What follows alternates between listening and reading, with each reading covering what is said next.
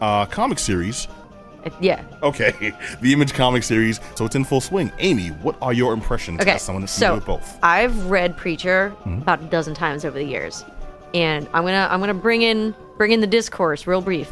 One of my biggest gripes with the Preacher comic book is that it has very dated toxic masculinity as like its overarching theme. There's a lot of just like weird like John Wayne through a dark mirror, cowboy punch him up, a lot of castration, fear, a lot of this weird like women characters are kind of relegated to like punching bags and sluts, and it's just no bueno. And I have to say that the TV series took what I feel is the best of the comic and the best of the characters, particularly Tulip, and did right by them. I loved her appearance too. I recognized over the her right moon away about the way that they have adapted Tulip. As you said, she's easily recognizable from the comic, and yet they have made her a well-rounded character, at least thus far. And I have to say that I went into this a little bit like, oh man, how is Preacher going to make it for 2016? Because it is very dated. If you read it, it's very, very dated in the kind of like I said, a lot of like, I'm Preacher, and I'm gonna save all the women's, and it's just not so great. And the show absolutely did right. Yeah, absolutely did right. You can't get around some of that sometimes, though, and I think they found a good balance. It was to do it. Updated to the era we live in. I would say. It held to the values and the ideas that the comic put forth, and I look forward to seeing how the interpersonal relationships evolve, particularly with Cassidy. Who's a bit of a problematic character, particularly toward the end of the Preacher series. No spoilers, but he gets a little bit blah. And I never finished the series, so you have that. Okay. No I spoilers shan't for say people, more, but this is not a spoiler. There's just some action that takes place that is, let's just say, not so great for Tulip, and her character is very, very almost downgraded to like a damsel in distress. And I look forward to seeing how the series deals with these things, and I feel that it's already risen to the occasion.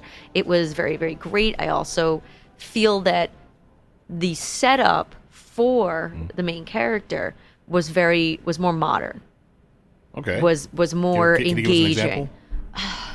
Custer's he's just kind of like a bum alcoholic in the comic. Yeah. I mean, he obviously has his past, but he's mostly when we're first introduced, he's just like a boring bum alcoholic, and you're like, why do I care about this dude?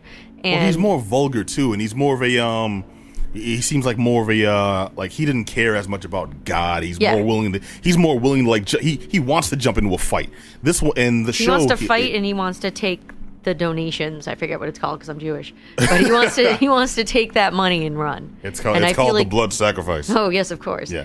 No, I know what you're saying. Basically, just the collection or the tithes, depending on what religion you subscribe to. But in the comics, he's ready for a fight. In this one, he seems really reserved. It's more along the lines. He's trying to make this Preacher thing work. But it's not going so well. But he's trying, and I feel it also presents us with a bit of a more interesting disconnect between, for those who don't know, the main plot of the whole entire series, and this is obviously no spoiler, is that the Preacher, main character Jesse Custer, he gets inhabited by a spirit that's essentially something otherworldly from the heavens, if you will, perhaps. And he finds out that maybe God's not up there anymore, and maybe he wants to take him to task for that. And I feel it gives us a character that we really care about this mission more than the comic, which felt like a weird meandering, again, I use the phrase toxic masculinity road trip, where this kind of eschewed that and gave us three-dimensional characters, especially Tulip. Again, I'm so thrilled with her presentation. Yeah, no, I loved her appearance from beginning to end. At least in the first episode that I saw. I don't know how it ekes into the second. Continuing the theme, just great. See, I love that concept. I think that this is the result of the production being done by fans. Yep. Which you don't usually get. Usually it's folks who figure this is something popular, we can make money here, let's do it this way, and they'll luck into a good production studio. This is fans who had an appreciation for the work to begin with. And Garth Ennis's writing has its ups and downs in the way that he presents things, and I feel that this is adapting his core of Preacher, but making it a palatable and interesting TV series for 2016. Yeah, I like it. It's very modern. It's also damned entertaining. I like that they're not pulling any punches. When we first meet, Very literally. When you first meet Cassidy, that scene is just raw. Yeah. And I loved it. And he does not sparkle. Let's put it this way. No. I had a friend over who couldn't really handle like the extreme violence, and I actually had to turn it at a point when I was watching it again. I watched it like 4 times. When I was watching it again, and I knew that a move he was about to do would have just sent her out of the room. And I was just like, you know what, let me grab that remote and press that button quick. But I loved it, and I regretted that because I wanted to see it again and again. It's awesome. You know what I'm talking about? When he does the, And that's one thing I love to be able to take away from TV shows. You have like at least one scene where it's like, oh, did you see when this happened? Oh, but it didn't feel gratuitous. It felt like it worked within the series. And that's kind of what I mean by elevating what was on the pages of the comic. It doesn't feel like just gratuitous violence for violence's sake. It fits in the story being told. Yeah, it worked with the character. It worked in the flow of the story without taking away. It's not like they stopped a good flowing story for a legitimate fight, for a gratuitous fight scene. It actually worked as part of the narrative, and then it also worked to introduce the character in a different way from the comics. Yes, which I thought this was stronger. You thought this was stronger? I do think it's stronger. I like the comic method better, but I don't dislike this at all. You know, I really like the introduction and the actor whose name I can't remember. I'm terrible at names. But I know his face. I know he's from Misfits. His accent is not fake, yo. I can't remember his name either, but he shows up in the later seasons of Misfits, and he's great. Yeah, he's the guy that has the He basically replaces Simon. Simon, I think, ran his course. No. Simon ran his course though, but they replaced Simon the Dick with a different Dick. Actually, technically, 3 dicks? Technically 3 Are you dicks. sure it's not dancing? He is in fact a hydra of dicks. He is a hydra.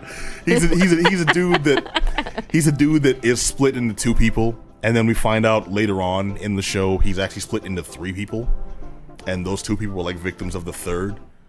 It's like if a schizophrenic was holding his other personalities hostage. It's kind of badass in theory until we actually meet him.